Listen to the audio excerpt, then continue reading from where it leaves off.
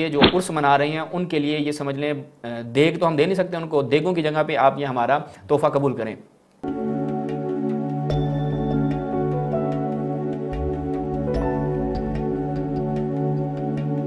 یہاں پہ آج کے پروگرام میں ہمارے ساتھ موجود ہیں ہمارے بہت ہی دل عزیز بھائی سید شہباز نقوی صاحب، شہباز اصفہانی صاحب۔ ان کی طرف چلتے ہیں، انشاءاللہ وہ بھی آج سیر حاصل گفتگو فرمائیں گے۔ شہباز صاحب السلام علیکم ورحمۃ اللہ وبرکاتہ۔ السلام ورحمۃ اللہ وبرکاتہ۔ جی شہباز بھائی، خصوصاً آج یعنی اس ہفتے میں کہ جو واقعات بعد میں جو ہیں وہ جو حالات پیش آئیں گے اور مختلف جگہوں پہ عرس کے اور جو اشتہار بھی چلتے ہیں، اور بالخصوص ایسے لوگوں کی طرف سے جو کہتے ہیں کہ ہم اہل بیت کو مانتے ہیں، اہل بیت کے نام لیوا ہیں، ان کی طرف سے اہل بیت کے دشمنوں کے عرس منائے جاتے ہیں۔ اس کے اوپر آپ بھی اگر کوئی جو ہے وہ فرمانا چاہیں تو ہم آپ کی خدمت میں ہیں۔ بسم اللہ الرحمن الرحیم۔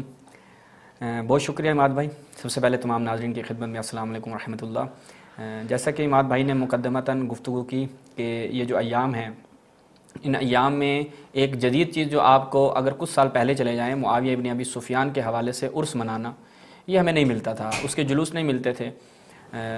اور اگر اسی کو ساتھ رکھیں یزید کے، تو ہمیں سوشل میڈیا پہ یزید کے مدافعین بھی بہت کم نظر آتے تھے۔ لیکن ابھی کچھ عرصے سے آپ یہ دیکھیں، امن پوریے اور سنابلیے، یہ جو لوگ رونما ہوئے ہیں، یہ یزید کا بھی کھل کے دفاع کر رہے ہیں، معاویہ کا بھی کھل کے دفاع کر رہے ہیں۔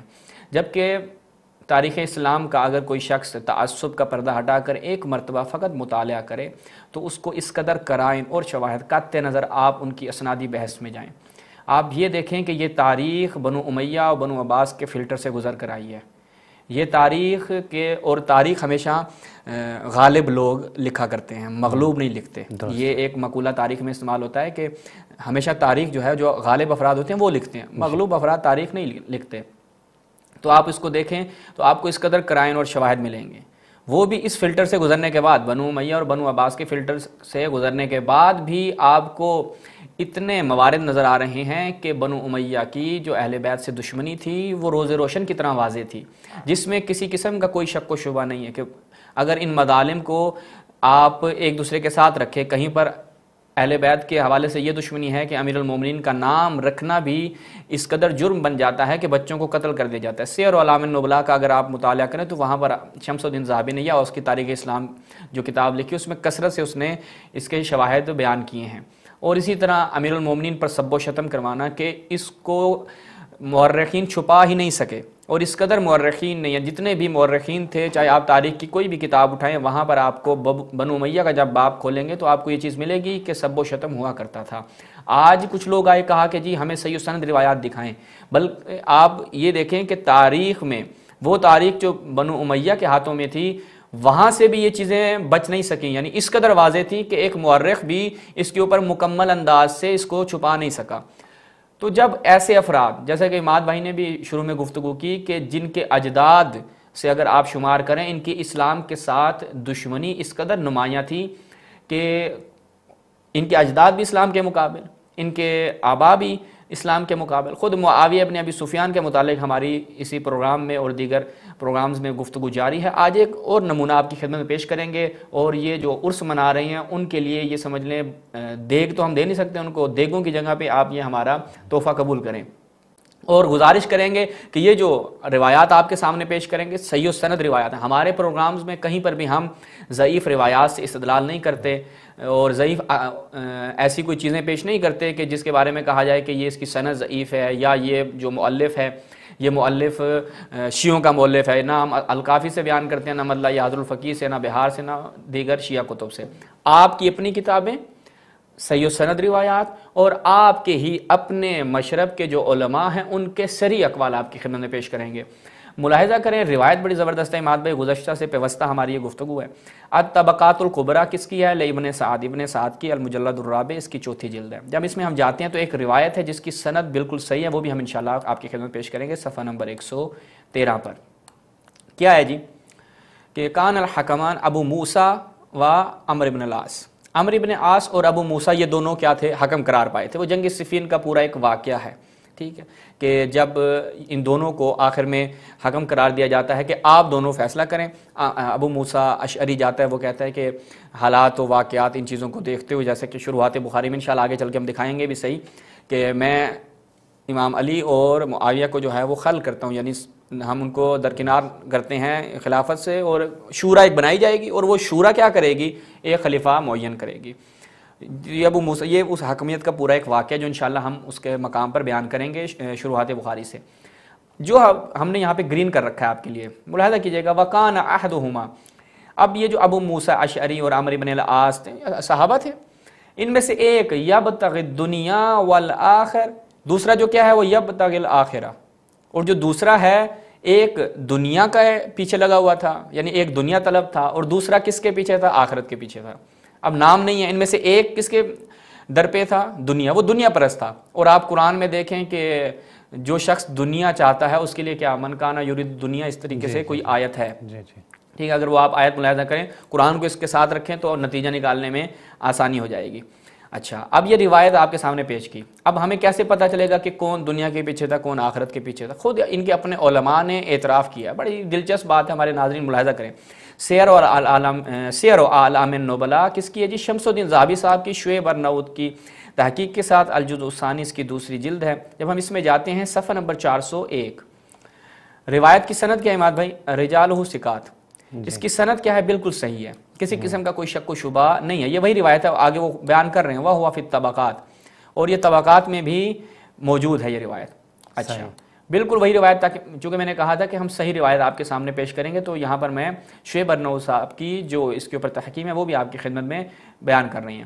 وَكَانَ أَحْدُهُمَا يَبْتَغِي الدُّنْيَا وَالْآخَرُ يَبْتَغِي الْآخِرَةَ، ایک دنیا پرست تھا، ایک دنیا کے پیچھے تھا، ایک دنیا چاہتا تھا، اور ایک آخرت۔ یہ روایت آپ نے یہاں تک ملاحظہ کی۔ اب دیکھتے ہیں وہ دنیا پرست کون تھا، نہایت زبردست لکھا ہے دوبارہ سیر و اعلام النبلاء میں شمس الدین ذہبی، الجزء الثالث اس کی تیسری جلد میں، شعیب ارناؤت صاحب نے اس کی وہی تحقیق کی ہے، بالکل مؤسسۃ الرسالہ کی چاپ جو ہم اکثر پیش کیا کرتے ہیں۔ اس میں جب ہم جائیں تو عمرو بن عاص کے متعلق کیا بیان کیا جاتا ہے؟ عمرو بن عاص ملاحظہ کریں، وہ کہتے ہیں کہ وَلَوْلَا حُبُّهُ لِلدُّنْيَا، اگر عمرو بن عاص دنیا کی محبت نہ رکھتا، وہاں پہ روایت کیا تھی؟ اس روایت کو اس کے ساتھ رکھنا ہے کہ عمرو بن عاص اور ابو موسیٰ اشعری میں سے ایک جو ہے وہ دنیا پرست ہے، ایک آخرت پرست ہے۔ درست۔ اب دنیا پرست کون ہے؟ شمس الدین ذہبی صاحب نے کہا یہ گتھی ہم حل کیے دیتے ہیں، اور بڑی زبردست عبارت انہوں نے نقل کی ہے، وہ کہتے ہیں وَلَوْلَا حُبُّهُ لِلدُّنْيَا وَدَخُولُهُ فِي أُمُورٍ لَصَلُحَ لِلْخِلَافَةِ، وہ کہتے ہیں کہ اگر عمرو بن عاص دنیا کا طلبگار نہ ہوتا، دنیا کے در پہ اور دنیا کے پیچھے نہ ہوتا، وَدُخُولُهُ فِي أُمُورٍ، اور کچھ امور میں جو اس نے مداخلت کی وہ نہ کرتا، لَصَلُحَ لِلْخِلَافَةِ، تو عمرو بن عاص خلافت کا سب سے بہترین حقدار تھا، صلاحیت رکھتا تھا کہ خلافت جو ہے وہ اس کے پاس جانی چاہیے، نہ کہ معاویہ اینڈ کمپنی کے پاس۔ اسی بارے میں آپ وہ جو یرید الدنیا جو ہے نا اپنی کا، اگر ہم آیت دکھا سکیں، یہ اگر ملاحظہ کریں آپ، یہ آیت قرآنی ہے، تو یہ آپ دیکھ سکتے ہیں کہ قرآن مجید کی سورہ بقرہ میں، اور آیت نمبر ہے وہ 86 ہے، اولئک الذین اشتروا الحیاۃ الدنیا بالآخرہ، وہ لوگ کہ جو دنیا کو جنہوں نے خریدا ہے آخرت کے مقابلے میں، آخرت کو بیچ ڈالا ہے، فلا یخفف عنہم العذاب ولا هم ینصرون، ان سے نہ جو ہے ان کا عذاب تخفیف ہو جائے گا، سخت ترین عذاب میں یہ مبتلا ہوں گے، ولا هم ینصرون، اور ان کی نصرت بھی نہیں کی جائے گی۔ بس یہ آپ دیکھیں کہ جس بندے کے بارے میں آپ کہتے ہیں کہ وہ دنیا چاہتا تھا، دنیا کا طلبگار تھا، تو دنیا کی طلبگار افراد کے بارے میں قرآن یہ کہتے ہیں کہ وہ معذبین ہیں، ان کو عذاب دیا جائے گا اور ان کی نصرت نہیں کی جائے گی۔ تو یہ دو خصوصیات خود قرآن نے بیان کیا ہے کہ ایسے افراد کے جو دنیا کے پیچھے چلتے ہیں، ظاہر ہے ان کو عذاب جو ہے ملے گا، آخرت کی پرواہ نہیں کرتے، اور ظاہر ہے ان چیزوں میں اگر آپ دیکھیں آخرت کی پرواہ نہیں کی گئی، ذرہ برابر بھی آخرت کی پرواہ ہوتی تو یہ کچھ جو محقق ہوا ہے یہ محقق نہ ہوتا اور یہ وقوع پذیر نہ ہوتا ہے۔ جی شہباز بھائی۔ جی، تو عماد بھائی یہاں تک آپ نے ملاحظہ کیا کہ ان دونوں میں سے صحابہ ہیں، اور صحابہ جو ہیں وہ ایک صحابی دنیا پرست ہے، اور وہ دنیا پرست کون تھا؟ ابھی آپ کی خدمت میں خود اعتراف جو ہے وہ کیا کس نے؟ शमसुद्दीन ज़ाहबी ने अपनी किताब सियर व आलाम नुबला में कि अम्र इब्न आस अगर दुनिया परस्त ना होता और दुनिया के दर पे ना होता तो खिलाफत का ज़्यादा हकदार था। और कुरान से भी इमाद भाई ने आपकी खिदमत में आयत बयान कर दी। अब हम चलते हैं कि देखते हैं कि एक ये जो चीज़ बयान की जाती है कि मुआविया किसास उस्मान के लिए निकला था, मुआविया जो है वो नेक नियति चाहता था और बड़ी नेक नियति से निकला था वगैरह वगैरह, जो उसके आजकल फ़ज़ाइल बयान भी किए जा रहे हैं मुआविया के। अब देखें यही अहले सुन्नत का जो खालू है, मामू है, इसने किस तरीके से उम्मत को उस ज़माने में मामू बनाया था और पैसे देकर। आज भी आप देखें कि ये उसकी रविश वो सुन्नत इस तरीके से कायम है। आप एक तरफ से सियासत अमीरुल मोमिनीन देखें कि जो मालिक अश्तर को ख़त लिखा वो एक दुनिया में आइडियल के तौर पे पेश किया जाता है, और मुआविया की सियासत को देखा जाए तो मुआविया की सियासत भी आज आपको हमारे पाकिस्तान की सियासत में और दीगर ममालिक में नज़र आती है कि लोगों को रिश्वत देकर अपनी पार्टी में शामिल किया जाता है। मुआविया इब्न अबी सुफियान के जिसकी लोग बैअत करने से कराहत करते थे, मुआविया क्या करता था, उनको रिश्वत दिया करता था। चूँकि हमने गुज़श्ता प्रोग्राम में आपके लिए बयान किया था और हमारे चैनल पर इसका क्लिप भी मौजूद है कि मुआविया जो है अबू हुरैरा को रिश्वत दिया करता था, पैसे दिया करता था। किस लिए? कि वो अहादीस को बयान ना करे। वो अहादीस के अगर लोगों को बयान कर दी जाए, रसूलुल्लाह की अहादीसें अगर लोग उनको जान लें तो मुआविया एंड कंपनी से बदजन हो जाएंगे, मुतनफ़िर हो जाएंगे।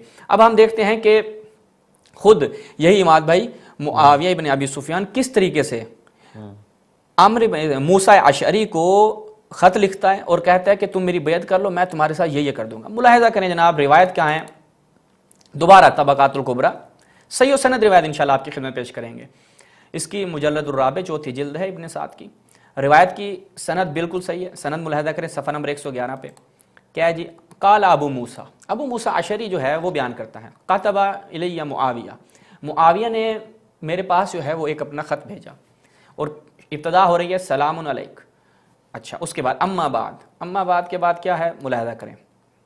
ये जो हमने आपके लिए ग्रीन कर रखा है, ये सब्ज़ कलर में जो मौजूद है, ये हमारे लिए जगह अहम है। तवज्जो कीजिएगा नाज़रीन, मुआविया का उर्स मनाने वाले अफराद तवज्जो करें कि मुआविया किस तरीके से लोगों से बैअत लेता था और उनको लालच दिया करता था। वो कहता है कि फ़इन्ना अम्र इब्न अल-आस कदबा यानी अलल्लज़ी कदबा यानी अलैह।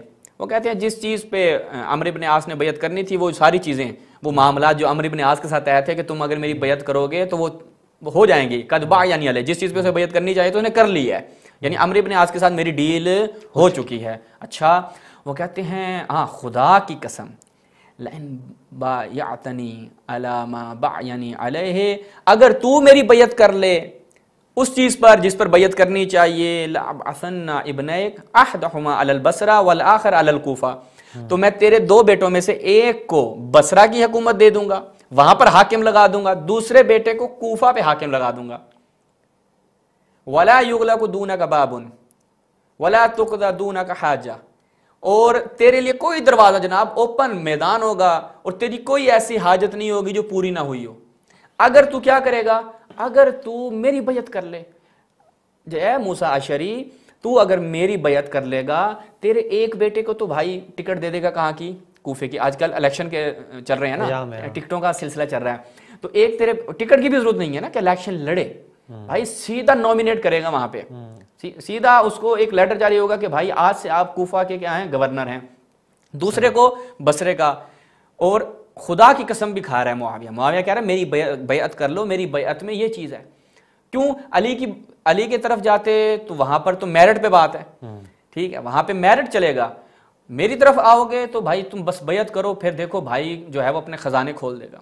और हम दिखा चुके हैं कि मुआविया यही रविश उसने इमाम हसन अलैहिस्सलाम के साथ भी रखी, लोगों को खरीदा कि इमाम हसन मजबूर हो गए। वो इंशाल्लाह हम बयान करेंगे आगे चल के कि मुआविया इब्न अबी सुफियान और इमाम हसन के दरमियान जो सुलह हुई है उसके असबाब क्या थे, सही सनद रिवायत के साथ पेश करेंगे कि वो असबाब क्या थे। और मुआविया ने खुद जब इमाम हसन अलैहिस्सलाम के साथ उन शराइत को तहत कर दिया और तहत कदम यानी अपने क्या बोलते हैं हमारे उर्दू में, ज़ीरे पा, ठीक है, वो कर दिया, तो उसके बाद बड़ा ज़बरदस्त वहाँ पे रिवायात हैं, हम इंशाल्लाह पेश करेंगे, पामाल कर दिया। वहाँ पे आपके सामने पेश करेंगे कि मुआविया ने 3-4 लोगों को, तारीख़ इब्न असीर की बड़ी ज़बरदस्त रिवायत है, अब आ गई है इंशाल्लाह, हवाले के साथ भी पेश करेंगे।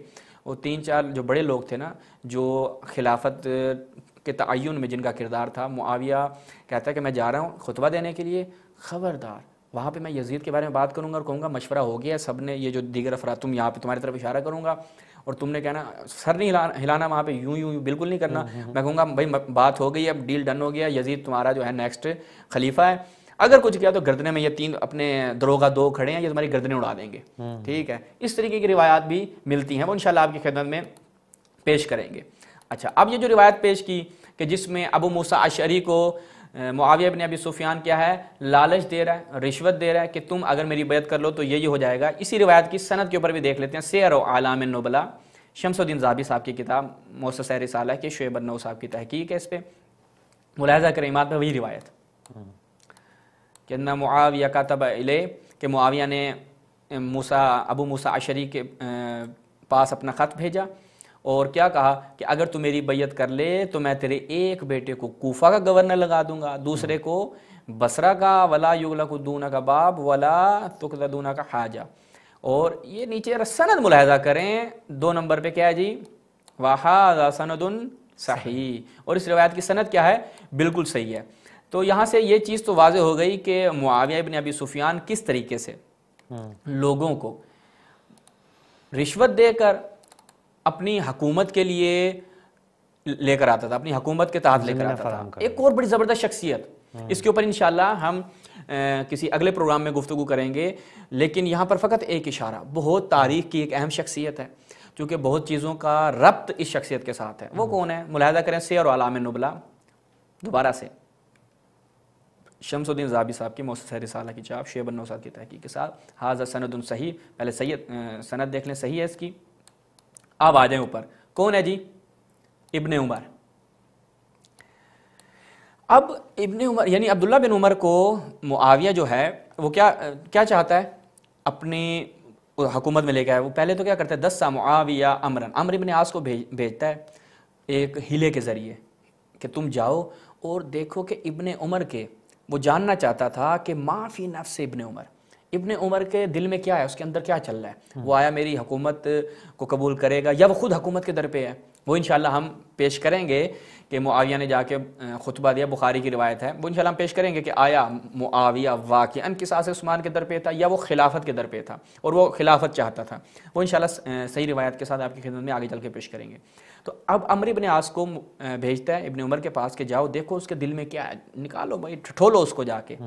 وہ اس کے پاس جاتا ہے جناب اور کہتا ہے کہ نہیں بھائی, جب اس کو یقین ہو جاتا ہے کہ یہ حکومت کے در پہ نہیں ہے تو کیا کہتا ہے, ملاحظہ کریں. فقال, وہ کہتے ہیں کہ تو جو ہے نا ایک ایسے شخص کی بیعت کر کہ ان یجتمعوا علیہ, وقاد الناس ان یجتمعوا علیہ, بھائی جس کے ارد گرد لوگ آ چکے ہیں, یعنی سب نے اس کی بیعت کر لی ہے, تو بھی اس کی کیا ہے, بیعت کر لے.